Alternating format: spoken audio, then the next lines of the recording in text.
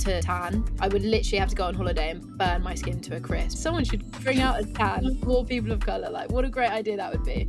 We really wanted to make sure our website was like our shop window, so you can white label things, which has opened my eyes to the beauty industry. I need brands to be sending me handwritten letters of slowness. I feel like that is the new luxury. Defying gravity, like I was on my way to a pitch, I put it on and I was just like, this is so true. Google Calendar has absolutely changed my life. I love Chinese food and it is like the most no-fuss Chinese ever. I don't like a non-blended strawberry daiquiri. I feel like I'm always proud of myself. I'm really happy and proud of everything that I'm doing, and yeah, love it for me.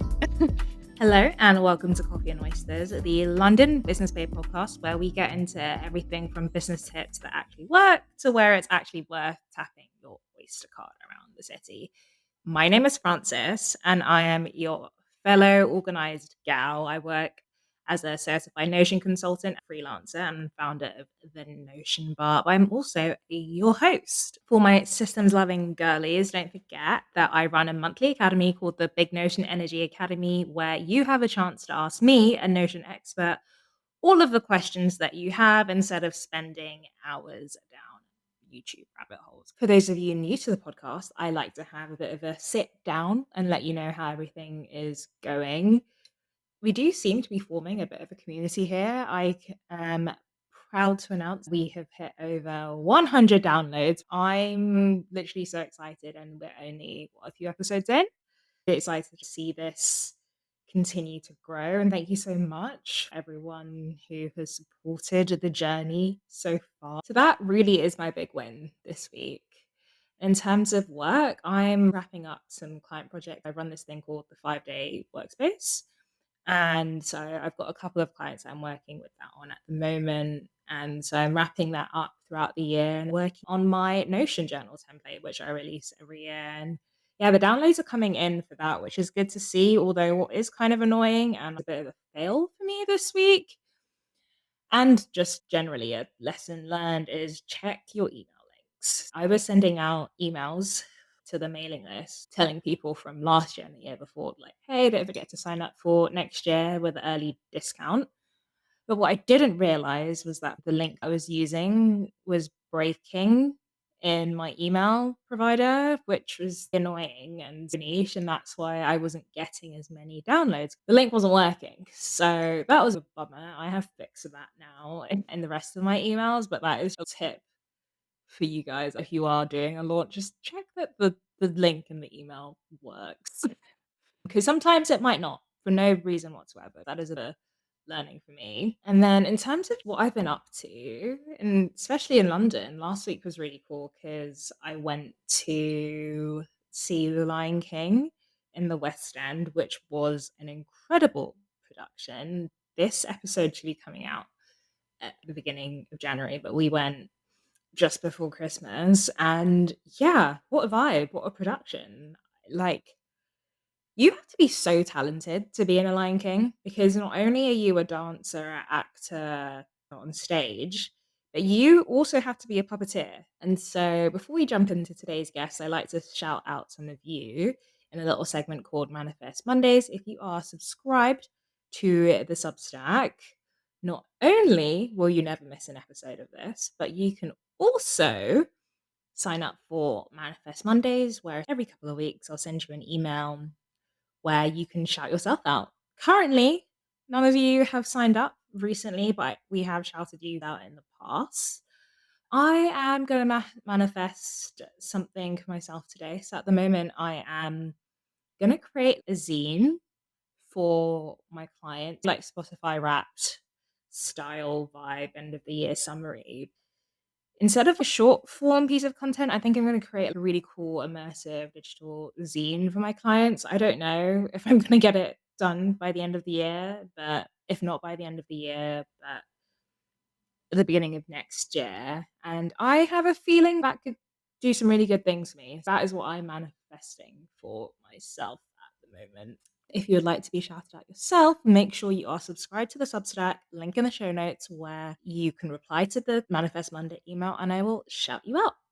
All right, so now to dig into today's interview. Some housekeeping. The show notes are your friends. This is where you can sign up to become a guest. This is also where you'll find the profile page for our guests in the Coffee and Oysters guide. Thank you to everyone who's already been supporting the podcast, so whether you are following along in Substack, watching on YouTube, or listening on Apple Music or Spotify. Remember to give us a thumbs up, like, share, all of the good stuff. Now, grab a cup of coffee or your favorite beverage, and let's get into today's show.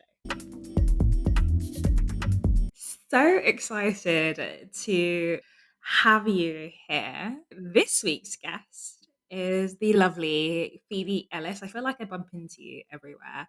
It's crazy. Because Phoebe is the co-founder of beauty and lifestyle brand Caribé. Having just recently launched, she and her sister have created a self-tanning mousse for people of color and are on a mission to break the boundaries of beauty and lifestyle. How is your week going, my dear? My week is going well, considering it's just started. I had a big week last week. It was the work Christmas party, so just about recovered from that, which is fun. But I feel like this time of year, very stressful. It's the first time I've ever had a brand at Christmas. I've got all of the like the craziness to come. So like we have added gift wrapping onto the website. We've got like a 12 days of glow thing that I decided to do. We're throwing ourselves into that. Learning all the time. It's been a fun week so far, even though it's Monday. Yeah. In another life, I was a project manager for Shopify website builds Oh, and e-commerce backend. I don't think anyone really appreciates. Like, it's so techy. yeah. Even when you just said gift wrap, I shuddered inside because I was like, oh God. Well, no one's ordered the gift wrapping option yet, but as soon as they do, you've concerned me for that. No, it's because like, are you just using like a add-on thing? But we've actually got someone to help us with our website. We won a grant back in July, and with the money, we were like, let's get our website sorted because it was one of the things that was we kind of when we first got the website up, we were like, this will do, but we really wanted to make sure our website was our digital marketplace, like our shop window. It's the first thing people see. It's the first thing people get of what Caribé is all about. We wanted to make sure it just worked and looked great. So now that we've got that, we thought, okay, let's ask the website designer to help us with the gift wrapping. So they've just added it as an option, but absolutely no idea how they did it, but it's done. Where did you find the person who did your website? It's beautiful, by the way. Oh, thank you so much. And we actually were recommended it. There was a woman called Deja who runs this company called Black Skin Directory. At the beginning of our journey, I spoke to her at one of the events I went to. Ever since, she's just been there. We've talked to her ever so often to get her advice from stuff. And I asked her, I was like, do you have anyone you'd recommend for a website? Because obviously there are so many people with Yeah. websites.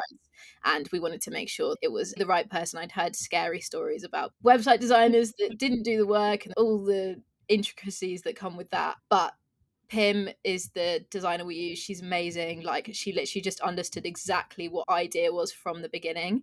And obviously, like me and my sister, we run Caribé together. So we're both the co-founders, and having two ideas that sometimes are different can be quite difficult, but was really good at just bringing that together. And we feel like the whole brand's really been brought to life, and we love our website now. Amazing, amazing. And let's backtrack a little bit Mm-hmm.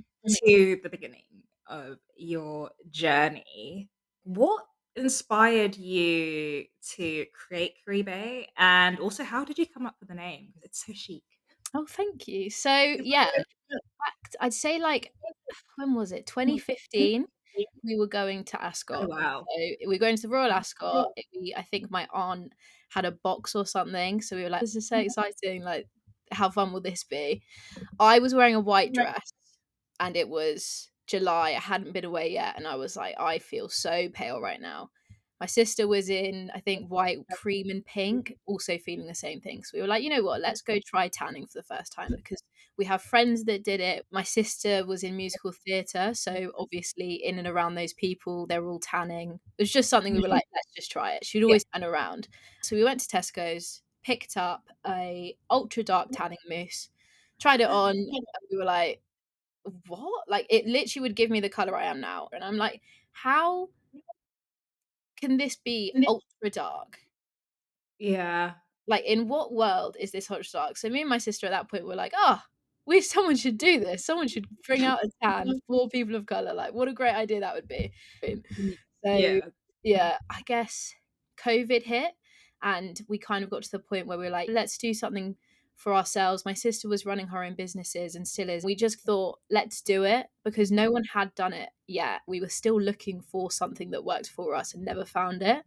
And then that's kind of where the journey began, basically, and haven't looked back since. It's been really exciting. We launched in April this year, so it took 2 years to formulate the products. This has been a journey since 2022. Like, I found emails back in like October 2021 and me reaching out to manufacturers. Like, it's been really like crazy that it's come to fruition.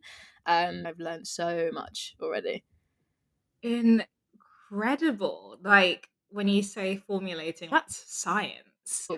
How go about finding people who do that? And also this is so niche and not really something that people have been focusing on. So how do you even go around finding the right labs for this kind of thing? Good question. So I went on a mission to just speak to loads of beauty founders as much as possible. Idea. And my mum was working in the West End at the time because she has had a full 360 career switch and become a wiggy on the West End. That's someone who does wigs, and like she's Oh, such an inspiration to me because love like that. I know like going from like 9 to 5 career from when she had me and my sister to now like just like she's literally like doing West End makeup and wigs like such a 360, but I love it for her because she's really creative. One day she came back with this leaflet from this company called Act. They're a natural deodorant brand. I don't know if you've heard of them. You've probably seen them around on socials. Let's target them, which completely makes sense. She tried to get in contact with them, and she was like, "Oh, Phoebe, you do it." Gave me the company details. I went on LinkedIn, reached out to one of the founders, Andy, had a conversation with him, and he was like, to be honest, these are the manufacturers we use. We've been through however many already, and these people have been great. So just try them out. If you search, create my own beauty product, there's so many places that you could choose from. I found that you can white label things, which I didn't know about before, which has opened my eyes to the beauty industry. It's Okay. basically where these companies create a product and then you can just whack your label on it and call it your product. But it's the same formula as lots of different people, but just because Mm, you found really interesting. It was basically having conversations with people. And then from there, we found the manufacturer, spoke to them, and they were really understanding from the beginning of what we wanted to do. And at no point were they like, no, this isn't possible. They were like, you can do this, this, and this to achieve what you want. Their scientists are amazing. They really help us with if we want to include something, they're like, oh no, that will not work in the formula because it's like water based and it separates or something like that. So yeah. try to learn the intricacies of things, but realistically, they're the experts. I'm just like, hey, you know what? Leave you to it. I'll give them ingredients that we're interested in, and then they'll say, okay, we could do this, we could do this. And then there's a lot of trial and error, which I think is why it took us 2 years to create because we really wanted to make it as good as it could be. Yeah, fair. And I'm sure you were basically a brand new toddler in this world. Were there ever moments where you're like, this is a mistake we've learned from, and you just want to warn other people who are trying to go into doing this? We had an absolute nightmare with one of our mitt manufacturers. So we ordered some mitts, so rogue, like this is not an issue I thought I'd see myself in last year. But basically, we ordered some mitts, got the sample, they were great, loved them. Ordered 1,000 of said mitts. They arrive and they were such terrible quality, like nothing even comparable to what they sent us. I've got no idea where they got the sample from because like the difference between the two was shocking. And we were like, we've just spent this on this. How do we go back from this? Yeah, And we opened a dispute with the company and everything like that. In terms of things we probably learned from that is just making sure we've got everything written down, everything audited, and making sure we've got enough samples to really make sure this is the exact product we're going to get sent, and making sure that we definitely confirm that with the manufacturer because it's stuff that you'd expect would be the same once you've received a sample. Like obviously they've sent me what it should be like, I'm just going to order more of these and they'll come in.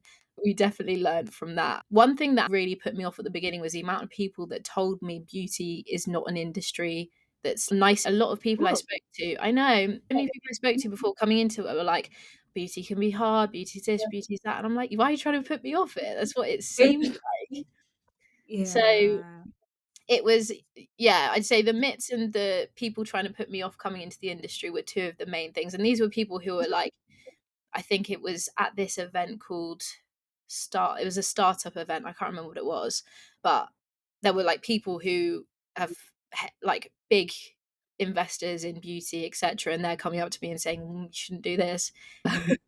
You Well, should- watch me. yeah, exactly. I'm still going to do it, but why have you said that to me? You're really trying to put me off for some reason. It's strange. And when they said it's not a nice industry, what do they mean? As in people are not nice? For sure, It's a like rough process? I think it's probably just a bit rough, but also I think the beauty industry is so saturated, and Mm, like you could like even I was thinking about my 2025 goals of like personal, and I think some of them is to just really simplify my life and just simplify the things that I'm doing. And I was looking at mhm, my trolley of beauty products yesterday. I've got so yeah, many things that do the same thing for no yeah, reason. That's the example of the beauty market. There's so many products that do exactly the same thing, but just in different packaging, different prices. So I think what didn't put me off was the fact we were doing something so different, like a tanning mousse for people of color, never been seen before. So that's yeah, not going to put me off doing it because someone will still come out with it if it's not me because it's something that's not on the market. mhm, So it was just making yeah, sure that we did it the right way. And yeah, I guess one of our values is innovative. So we want to make sure that we're doing new things that aren't just adding to the consumer's stresses about, oh, what do I need? Do I need this? Do I need that? What ingredients shouldn't I have? Etc. We get drier skin than white skin. So it's making sure that we include the ingredients that are required so that the option of doing X or Y is the yeah. Yeah, that makes sense. yeah. Marcia just had a brainwave of Mm. really cool collaboration for you. Do you like Black Girl sunscreen? I have Like, seen that and it's on my mind. I was like, imagine if you could just little bundle, like pre-holiday, off you go. I love the brandings. I think they're black and gold. Yeah. So yeah, we could work that out. Interesting. Manifesting if you are listening to this podcast. They should be listening to it. It's been a 10-year Mm, long journey for you both. mm. Have you ever started going one way and you're like, "Oh, no, we actually need to do this now because that's just not working?" Yeah, I think we've pivoted initially at our packaging. I'd say that's one thing that we've done where it was like the packaging now, we love it. Like that's like version 4 or 5, but we started off with something completely different, trying to work out how to get mine and my sister's ideas into physical products that worked without also having someone else's help with it because we didn't necessarily have the funds at that point to be able to do that. But at this point, we haven't had to pivot to anything because luckily we know the idea works, is good, and is needed for our community. But businesses pivot all the time. So I'm sure at some point we will be thrown a curveball.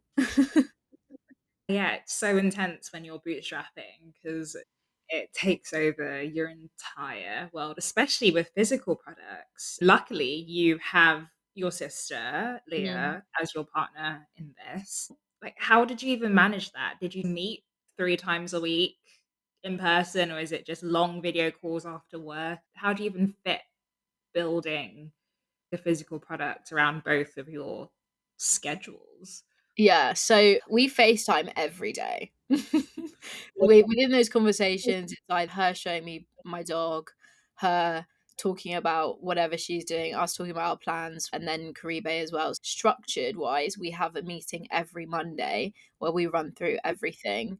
During the lead up Mm. to launch, we were much better at that. And I feel like just because things have been so crazy, we've been really bad at making sure that structure is in place, especially because we talk all the time.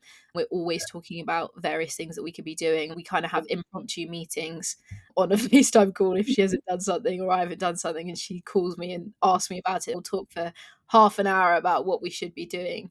I spend a lot of time on it on the weekends. So Mm. it's a lot easier to structure my time around it because I've got a 9 to 5 at the moment. So after work, I work on this. On the weekends, I work on this. With Leah, she works in beauty and has her own crafts business. So essentially, her orders come in on Etsy. She can do them whenever. But Fair. beauty clients, she has later days. That suits quite difficult to marry that up. Exactly. We've really been not great at working out a structure which works for us, but one of the goals, we're going to sit down over Christmas and really work out exactly like how we're going to make sure we hit X goals and make sure that we're really aligned with each other next year.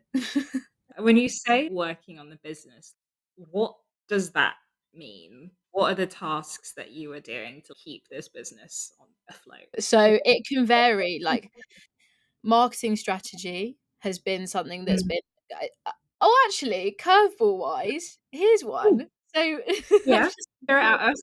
a few weeks ago, I did a 3-month marketing strategy. We were having an event on the 4th of December where we were going to host photographers, anyone who is an aspiring photographer, anyone who was an ex-photographer and wants to have their work showcased.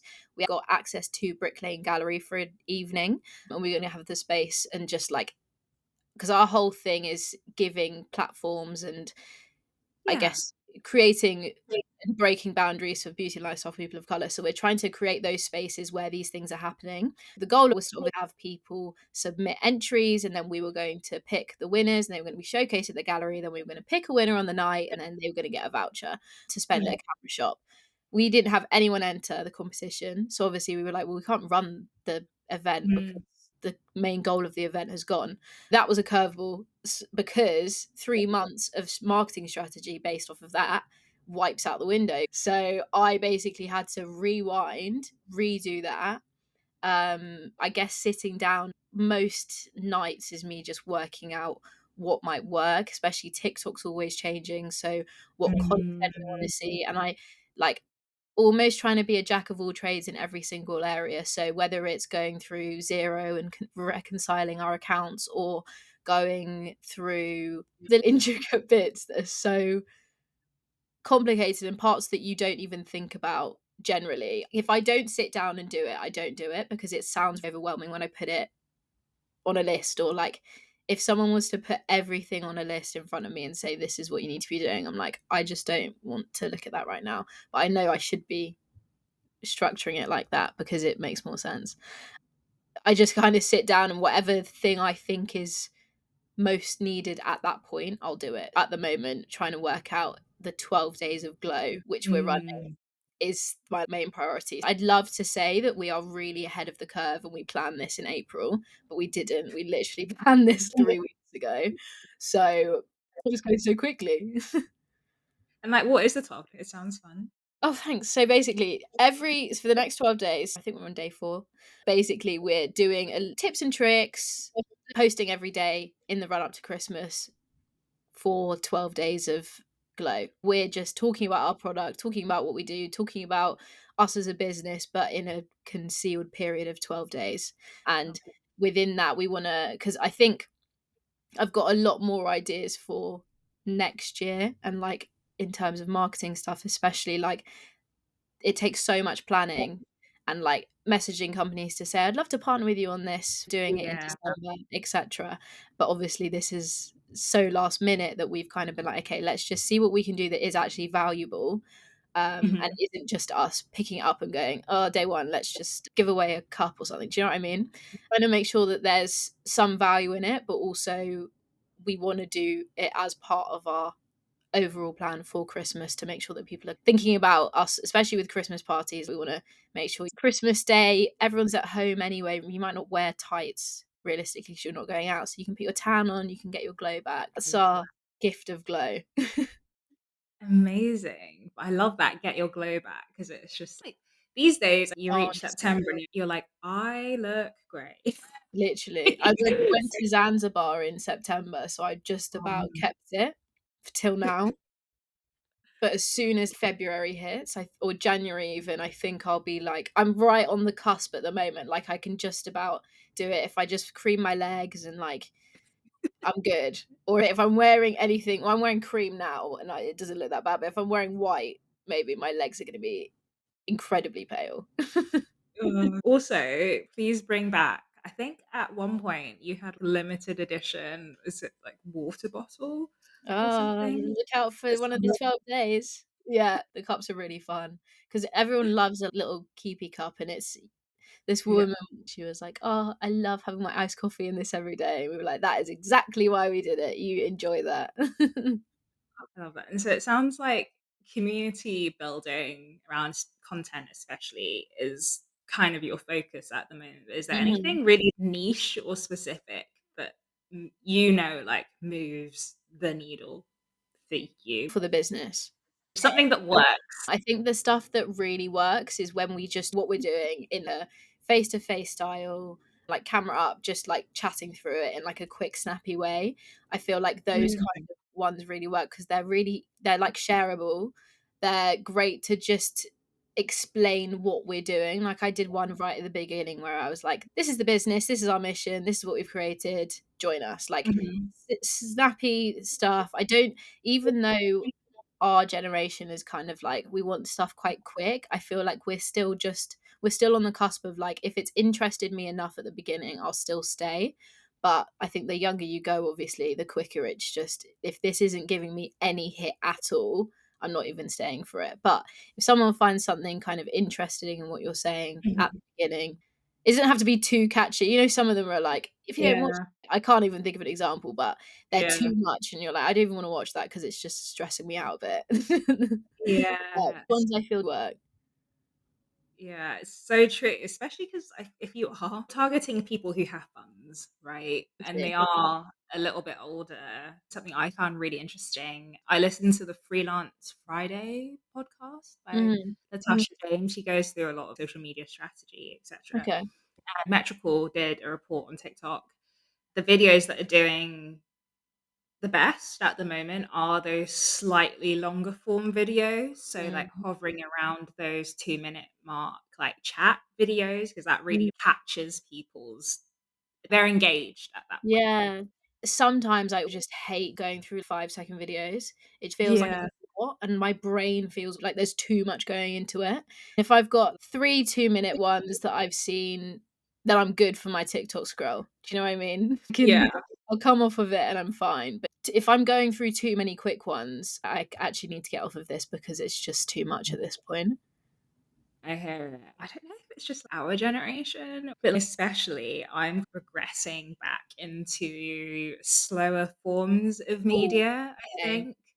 Long form podcasts like this one, really long YouTube vlog, Mhm. newsletters, Mhm. like longer TikToks and reels and things like that. Because those 5-second videos, like you said, make you feel a bit on edge. I'm literally like, "Can you just let me relax a little bit?" It's just so chaotic, isn't it? It's so chaotic. I need brands to be sending me handwritten letters and then I'll post them. Like a carrier pigeon or something. So chilled. Send it to me in a week. I don't need it now. Absolutely. So I do cool. love a newsletter. I found it really interesting. Mm. I say over the past year and a half, I've probably signed up to newsletters. Like, there's one. Have you heard of Mob Kitchen? They're this Yeah. chef. Yeah, Yeah. yeah, yeah. So a chef who used to be on there called Sophie. She does this newsletter every week. Well, it's a Substack. Well, Oh, not yes. used because I signed up to yours and then I saw Sophie's and then I saw who runs her, I'm not sure, but Victoria Prue. okay. She's a female founder. She does like founders tips every week on her Substacks. I love a Ooh. newsletter because I've got a recipes one, a founders one, a coffees and oysters one. Fun. Love to hear it. Love to hear it. Yeah. It's nice when they enter your inbox and you're like, "Ooh, what's new?" Mhm. I feel like this is getting old, which is kind of sad, but I also am like, no, I love this part of my life. Yeah, you know what? Slow is in. Yeah, slow is in. Slow. But amazing. Oh my god, I'm just, like, having so many brainwaves for you. I need you to be Still going. partnering with retreats Mhm. and all sorts, just really slow luxury living vibes. That's what I see Exactly. for creative. Chill life, and I've completely forgot as well at the beginning when you said what like the naming behind Caribé. So Oh, we yeah. Yeah, I was like, because I thought about it, I was like, "I need to go back to that." Because we basically, so me and my sister have Caribbean heritage, so our grandparents are Mm. from Antigua and Trinidad. So Okay. we grew up in Surrey, haven't really like being in Surrey, we haven't been around many people of colour from going to uni Yeah. or London now, it's just grown. We wanted to feel more connected to our heritage, and the name Caribé kind of is a nod that is exactly it, it's a nod to our heritage, to yeah, and that's what all the branding is. We wanted to give off like a vintage 90s Caribbean style. The Caribbean is all about the slow life, and I love it. I want to be that slow paced as a person, but if you see me walking down the street, regardless of whether I'm in a rush or not, I am pacing it because I hate being slow. I feel like I'm always in a rush. So I need to Yeah. take a bit more of that Caribbean side of me and just chill a little bit. But I think this new slow life that we're moving into is definitely kind of helping with Yeah. that. I feel like that is the new luxury, if Mm. anything, like slowness, Mhm. like the need to not have to be in a million different places at once or do a million things at once, and just to be really intentional about what you're doing and how you're spending your Mhm. time is such a luxury, to be Yeah. honest. No, I agree Yeah. because it's more like I feel like you know yourself more when you're aware of where you wanna be, who you wanna be with, what you wanna be doing, and I think even as a reflection of what we're doing as a business, like, Mm. decisions that we're making, like, kinda like the event, I think I put a LinkedIn post up being like, I think we rushed it, like, we saw an Yeah. opportunity, we were like, "Yeah, this is cool, let's do it," but realistically, we spent so much time trying to work out our mission and our values and our manifesto, and when we look back on it, we hadn't actually really sat down and been like, "Is this the right move for us? Are our community engaged enough to think this is" Yeah. I think it's easier to have made the decision to cancel the event at that point because I was like, "You know what? Actually, this was on us. Like, we just shouldn't have we just rushed it. It's fine." Like, people were messaging me being like, "Oh, it's okay. Like, we move on." And I'm like, "Yeah, it happens. Like, I'm fine. We'll just like it was our fault. We didn't do it as we should have. We move. Fine." Like, Yeah. it's a good attitude. It's a lesson learned, like you said. Exactly. No failures, only lessons learned. So, Exactly. That's yeah. something I've really tried to grasp onto more as well. Like, failures are just lessons that you need to think of, okay, I'll take that on and realize that I could have done this, this, and this. As long as you realize what you could have done from it, then you can Yeah. cover up. If you obviously don't learn, then what's the point? To wrap up this section, I always like to ask people this question. Mm. I always feel like things you wanted to be when you were a kid somehow feed into what you're doing now. So I'm curious, what did you want to be when you grew up? So I used to want to be a vet. I was animal obsessed. So when I was listening to Mm. your last podcast, So I was like, again? it's okay, exactly. She's like, I wanted to be a dolphin trainer. I was like, "Yeah, I wanted to be a vet." I used to love animals, all of it. And then one year I went to Borneo and we like were in Solid. the Amazon and we were just around orangutans and we were walking through and it was the best holiday I've ever been on in my life. Like, it was incredible. And then I was like, "Okay, I want to work with orangutans now." So realistically, being a vet, I'm not sure how. Yeah, Maybe because 'cause I'd be my own boss if I had my own vet business maybe. for people. Caring for communities. I used to love it, and then my parents were like, "You do realise you like, this is what being a vet is." I was like, "Right, I don't wanna do that anymore. I don't wanna be there when animals die. I don't wanna be part of Yeah. that." I basically thought I was like a dog daycare person. Maybe that was Um, gonna be the cool. um, do you have pets now? Yeah, I have a dog. My parents have a dog that is Okay. just I love him, he's great. I used to hate dogs as well. Why would you wanna be a Good. vet?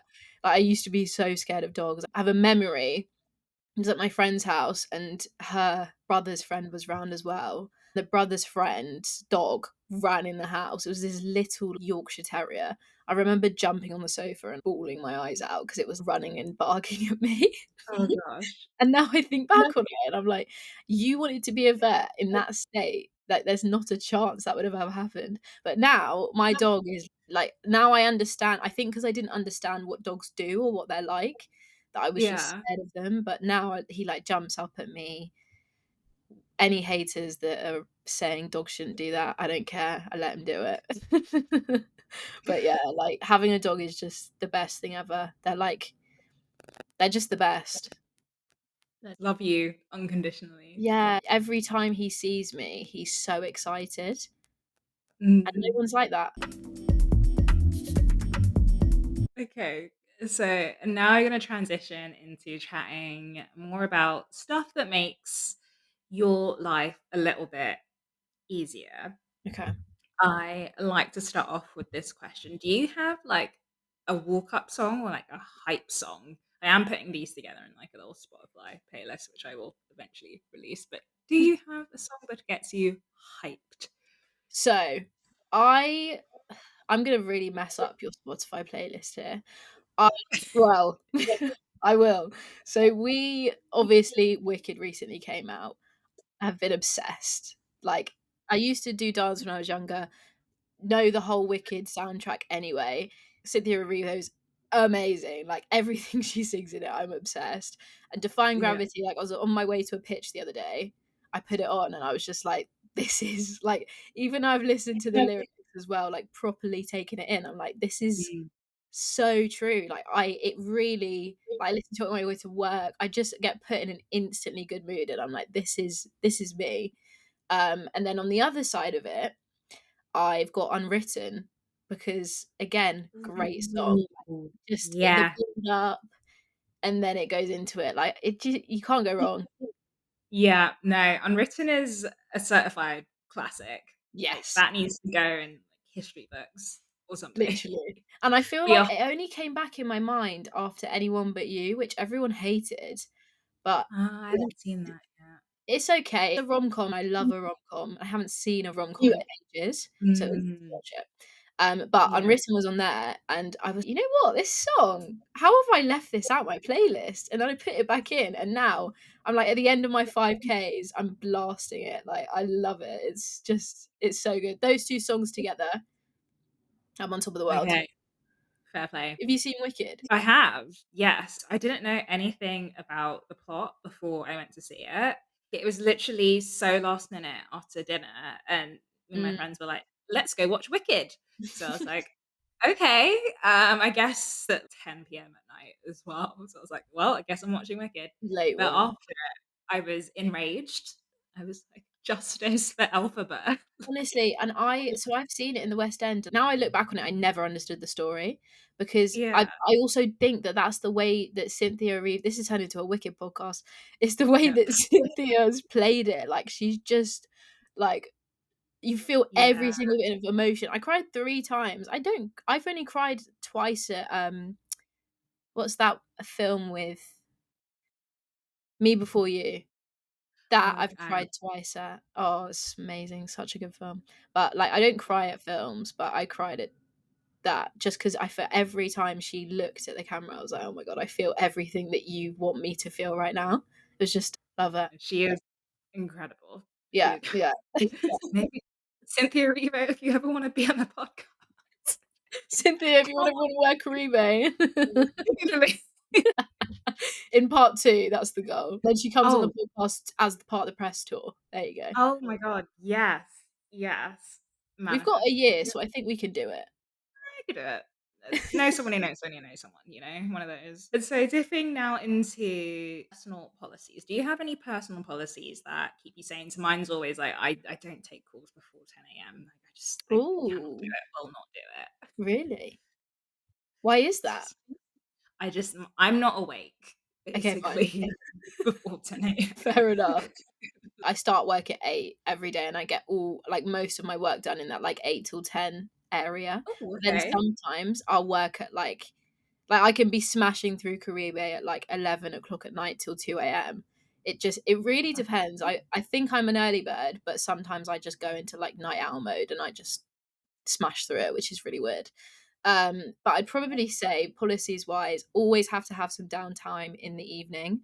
So whether that's just Mm, like I say brain rot, but in the best way possible. So like whether it's yeah. watching like an office app or like watching some really bad reality TV or just something that's just like scrolling through TikTok, like just doing something that's just like numbing. I I think I just need to do, especially because like being in finance and then doing Caribé both all in the same day can be a lot. So having that time to just breathe by doing Yeah. or not thinking about anything, I love. I'm such a repeat like series watcher too. I'm really bad at that. Just because I know what's gonna happen and I don't like everyone's always like, you should watch this, you should watch that. I just don't have time to absorb something right now and actually focus on it. So I've got so Specifically, many shows. Literally, like I can't physically think about having to take on a new TV show right now. So I just rewatch the same ones over and over again because I just know what's gonna happen. So it's fine. Um, mm, I think making to-do lists, one that mm, I know really helps, but I'm really bad at doing it. So okay. yeah, I know it keeps me sane and I know it's something I need to do more. And when I do it, it's great because I love ticking it off. Like who doesn't love ticking off a to-do list thing or like crossing it out? But I don't do it enough. So that's something that New Year's resolution wise, I know people usually hate that, but I love them. So that's going to be something that I'm definitely going to try and do more of. But your new year as well is gonna be a lot of training, right? Because aren't you, like, running a marathon or something? Am I Yes. Yeah. Yes, I am. So, God, yeah, I'm on week 2 this week. I am so Oh, I'm yeah, well, next year, actually, I'm gonna have the best year of my life. amen. So I'm running a marathon. I'm going to Glastonbury, managed to get tickets in the first round. Never Good for tried. you. People are gonna also hate me for that because I literally went on the website, saw the green bar just kept growing, and I was like, "Oh my god, this is great." I'm getting married, going on a mini honeymoon, and I have my hen do, and my business is gonna go to new heights. So like, it's just gonna be the best. 2025. Incredible. Like, I don't know. I said this to my fiance like a few weeks after he proposed to me. I was like, we were going to get married in 2026, but we moved it to 2025. And like the trying to plan a wedding and grow a business at the same time is not for the big-hearted. I was like, "I don't envy you," basically. I said to him, was it a really great idea for us to do this right now? Like, it's just there's so much to plan all the time, which is why to-do lists are needed in my life because I've got I've got different things that should be a priority. So like training for the marathon, hitting the goals for Caribé, making sure that I see my friends. Like I feel like that is the bottom of my list of priority at the moment, which is really bad. But because I've got so much on, it's just like juggling it all and trying to be the person who can do everything is just not a thing. Are you using any specific tech or tools to keep you, like, organized, or automations or back-end like e-commerce stuff, just things that make your life significantly easier? Yeah, Google Calendar has absolutely changed my life. Fair Like enough. Yeah. I never used to use a calendar, and I say like the beginning of the year, I'd have friends being like, "What? Where are we going this week?" And I'm like, "I don't remember us booking this in." And then obviously I'd be free, but it was fine. But I was like, I really need to sort this out. So got Google Calendar, color coded everything. Oh, I amazing. like a non-negotiable in my life. Like anything is in the calendar. Me and my fiance now have our calendars synced so that we can make sure that I don't have to say what you're doing tonight. He doesn't have to say what you're doing tonight. Like we can look at the calendar. We're both aware of what Fair. we're doing because London life chaos. There's always something going on, whether it's work drinks. I'm at an event. He's seeing friends. There's so much always happening, and I forget a lot if he tells me that he's going somewhere or doing something. So whack it in the Yeah. calendar, it's fine. Google Calendar is my number one, and then my notes is great because I just chuck my notes is like an absolute nightmare to look at for most people. I think they just like there's random words in some of them that make absolutely no sense. They don't even make sense to me anymore because they've been in there for like 3 years. Yeah. But it's such a good space just for me to just put anything in my head down.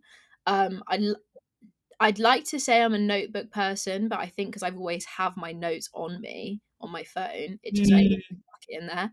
But I also, if I have my notebook around me, I will just jot anything in there. So if I looked at my note, I actually have fears of looking at my notebook because I don't. I've got ideas in there that I just don't know what they mean. Like there's just things that just don't make any sense. So, but I need that kind of that's like the order in my life, having my calendar and my notes, whether it's on my app or in a notebook. That they are my techie things, I guess. Is there anything that you use that you rely on in the business? um I use Miro now, the whiteboard app. Okay. So less e-commercey, but in terms of that's what I'm using to build the marketing strategy, to just like Gotcha. have all the calendar days out, and I can just put it from January to December and it's all laid out. Me and my sister can both view it. We know exactly what's supposed to be happening on what day.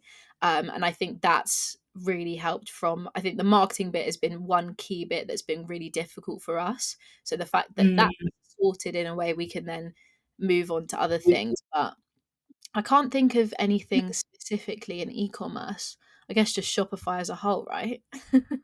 yeah, no, that's a solid. Yeah, because without it, we wouldn't exist at this point. So, Amazing. And then when it comes to you mm-mm. and style, do you feel like you have a uniform? Let's go with business event. Cos 100%. Yeah. Like cos cashmere jumpers are my like. I save up for them and then I'll buy them. But they're one of those things that will be in my wardrobe forever. And just cos clothes in general, you can dress up, dress down. They're so Yeah. versatile. And I feel like it keeps that a bit of my personality in what I'm wearing. Mm, So I think I found when I first started working, I was just like, I don't know what to wear. My mum was giving me clothes, and every time I put them on, I was like, I feel like I'm you. yeah. Yeah, do Yeah, you no, know what I that makes mean? sense.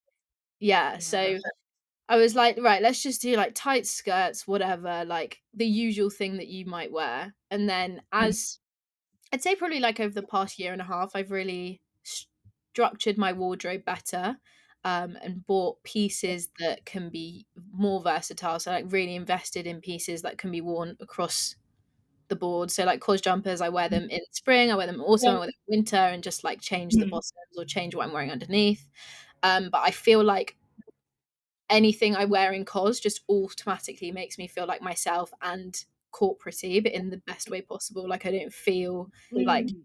this like person I'm trying to be, because cos still feels young enough for me, if that makes sense. Yeah, no, I totally get you. And there is an amazing selection of COS stuff on Vinted as well, which I Really?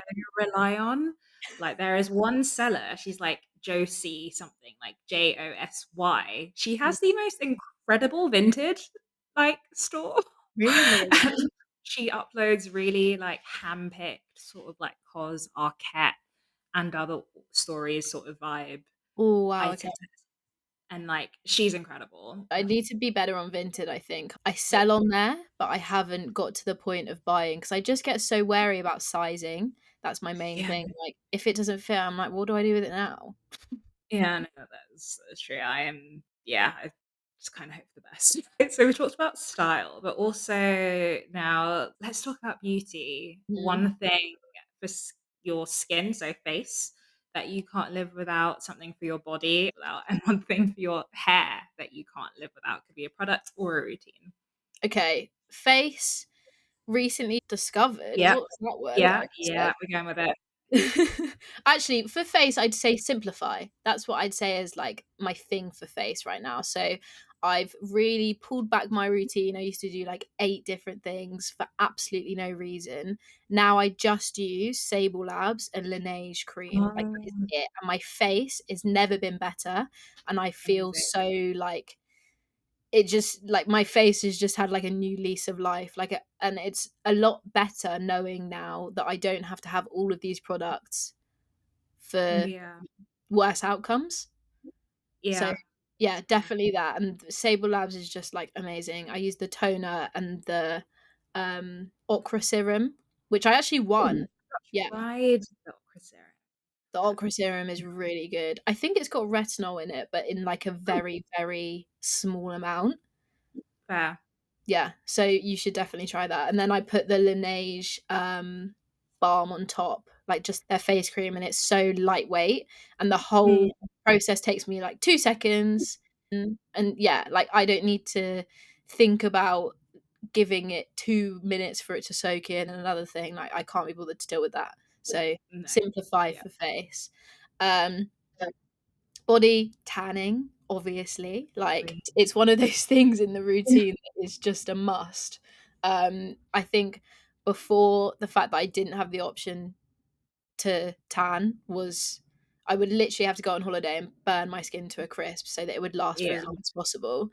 And now, even if I went on holiday and didn't tan, I'm not thinking, "Oh, like, I'm not gonna feel great. I'm not what's the point in going on that holiday?" I've now got Caribé as an option to tan. So, of course, tanning for the body is an absolute must. And then another thing with that is also I loofah or, like, use a loofah every day, and I Mhm. think I've been doing that for, like, 10 years now, and the fact that I used to use, like, a flannel, and that Oh just boy. doesn't feel right to me. Yeah. So, Fair yeah, enough. loofah Good. 100%. Yeah. And then hair, I slick back so Oh, much. yeah. So You love I a would slip s back. yeah, love a slick back. It's really changed my life. I've like, my hair is so like, if I showed you my hair right now, you'd if I got on this podcast without my hair done, you'd think, "She's not coming on this today." So now I've slicked it back, I look really nice and clean. Um, No, honestly, I but I'd feel say like go, what were you gonna say? no, it's just I feel like because I wear slip backs a lot as well, especially when you have, like, a textured hair, you just don't know what it's gonna do that day. And so I see this quite a lot with like black female founders. It's either braids or a slick back because you Mm. don't have time to like figure out your hair a lot of the time. So Literally, it was 15 minutes. I think I had maybe, like, 20 minutes before I was jumping on this, and I was like, "Right, let me do my makeup," and then I was like, "Am I gonna do my hair right now and try and work out what it might look like? No, I'm gonna whack some." So this is the thing, I put leave-in conditioner in it instead of gel. So that's my, yeah. like, thing for Okay. beauty in my routine because then it, like, avoids the damage, et cetera, and Yeah. yeah, just whack leave-in conditioner in it. It's done in 5 minutes instead of me being like, "Oh, this doesn't look right. Oh, I don't wanna do this." Like, I know this is gonna come out well, so I might as well do Yeah. this. It's just avoid the faffing of working out whether I'm gonna look right in it. Let's just slick it, gold hoops, fine. Now we're gonna move on to London recommendations. This will be a Mhm. little bit more quick fire. Is there anything on your London bucket list right now? Wanna go to a Coco in Mm. Central, would love to do that. I've heard so many amazing things about it. I know it's really expensive, but I know they've got a lunch menu that's cheaper. Yes, it's a £25 set. Yeah, sign me right up for that. Like, I would I'll be straight there. Especially my finances at the moment at Christmas. It's hellish in my bank account. So that would be a Coco's definitely up there and it has been for a while. I just haven't got round to going. And then I'd probably say there's another one, Bambi in Hackney. I've had Okay. it in Hackney, and then Bataga in Chelsea. So I think it's the baby of Zafir or something related to Zafir in Notting Hill, which is this Greek restaurant, which Ooh. again I've also heard great things about. But Bataga, new one on the scene, want to test it. So those are I'm such a foodie though. Like I've always got restaurants that I want to go to. Like always trying to go to new places. I hate going to the same place. If I'm going out to eat, I definitely try to find somewhere new because I don't want to waste my experience on somewhere I've been before unless I love it. Okay. Is there anywhere that you love and you do go back to? Yeah, Wonky in Chinatown. All It right. is I love Chinese food and it is like the most no fuss Chinese ever. Like I go there, it's cash only, just go out, order whatever, eat it, go. They're like really like eat and go, but I love Love it. that. The food's really good and I'm like I know where it is. I know I'm gonna have good food. I know my food's gonna come quickly, like good service, etc. So I'm happy with that. And I've recently actually had a sweet spot for a restaurant called Sophie's in Soho. I have Um heard of that. yeah, it's Piccadilly Circus, it's opposite the McDonald's. Oh, okay. Oh, yeah. I went there, I'd say like a few months ago, and they've got steak. It's really like New Yorky in there. That's why I quite like the vibe. And on the weekends, I think they've got a DJ. But just steak, chips, mac and cheese, just really Oh, wait, I sweet. think I've used the toilet in there once, Really actually. far down the stairs. Yeah. Yeah, it's a nightmare to go to that toilet. But they have love strawberry daiquiris, and they have strawberry daiquiri from a frozen thingy machine where they just like it's on tap, so they just pour it out. They don't have to make it. And I don't like a non-blended strawberry daiquiri. I like a blended one. So they have that, and they do a good mango margarita. So those two places are really my top. And I love Luca as well, Okay. Italian. That's amazing, but their prices have really gone up, like Interesting. outrageously. So haven't been back there in a while, but it's still really good there. Interesting. Okay. You got an And then insight into me there. real Yeah, food. I can keep going. Maybe that's your Substack, like a little food Yeah, review. like finding restaurants in London. And I Mm. was like, this is my dream job. It wasn't. But it was cool just to be like in and around something that I find really interesting. I think if I could have any dream job in the world, it would be a food critic where I can just go eat in restaurants Amazing. for fun. Yeah. Amazing. And then when it comes to London, I feel like it is sort of the place of members clubs, etc. Are you part of any communities online or offline that you would personally recommend? So I am part of more online communities than offline. So I'm Yeah. part of the Slack world. That was obviously we met at that Mm. event. I don't know if you'd Yeah. gone through Kira or the Slack world, but we both met at that event I back went in. through Kieran, yeah. Okay, yeah. But that was like me getting into events more, and the Stack World has been a really great area for that. Mhm. Recently they've got some really cool events, and just like in terms of networking with lots of different people, just seems like a cool place, especially for people within our age group. And then Mhm. Beauty Founders Hub, again, cool. They just put like loads of different like opportunities or like just a general area to discuss things with people who are other founders, which is really cool. I had a membership at the classic members club that we all know of, but I'm so disappointed with all aspects of it that I've got rid of it. Really? And like I got rid of it for December and they took my payment recently. So I'm also not happy with them for that. I know. Oh, yeah, not cool, But but I feel like, yeah, a lot of people are falling out of love with it at the yeah, it's moment. just not it's not it. It's always busy. The fact that it's a members like a networking club to a sense and you can't speak to people just absolutely baffles me. I don't understand how you can have a space like that. But Albright looks good. That's another one I'm looking at. Yeah, I have heard good things about Albright, actually. Yeah. Alright. Well, thank you for giving us your little London lowdown. We are gonna wrap up super quickly. Mhm. When was the last time you were proud of yourself? And is there anyone you want to shout out on the timeline? Who's Um, I honestly, in the least cheesy way possible, I feel like I'm always proud of myself. So there's not a specific time. Like I'm just like I'm really happy and proud of everything that I'm doing, and yeah, love it for me. And then in amazing? terms of people on the timeline, Kai Collective's pop up recently. Yeah. I think the fact that I think she's been building Kai for like 5, 6 years maybe, and Mhm. now it's like seeing her so like excited about everything that's happening, and she's so grateful for all of it. I love that for her. So that's what I've been seeing. Amazing. I'm happy for. Is there anything you wanna plug, and is there anything you need help with at the moment? Plug tanning, obviously. Yes. Caribé is just the go-to for anyone who's of color and wants to get their glow back without having to damage their skin in the sun. And anything I need help with, absolutely everything. So send it my way, to be honest. Never have enough help. Well, thank you so much for coming on the show. This has been so much Okay. fun. This is gonna go out, like, after the new year. I will put where to follow Phoebe in the comments, but this is so much fun. Thanks for listening to this episode of Coffee and Oysters. That was a fantastic episode, wouldn't you agree?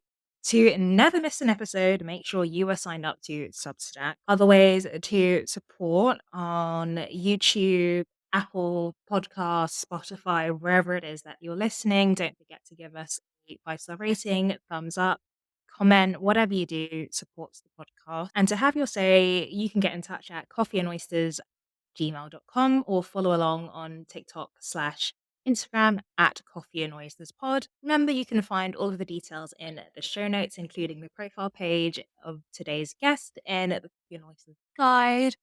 All the details in the show notes. Thank you and see you next time.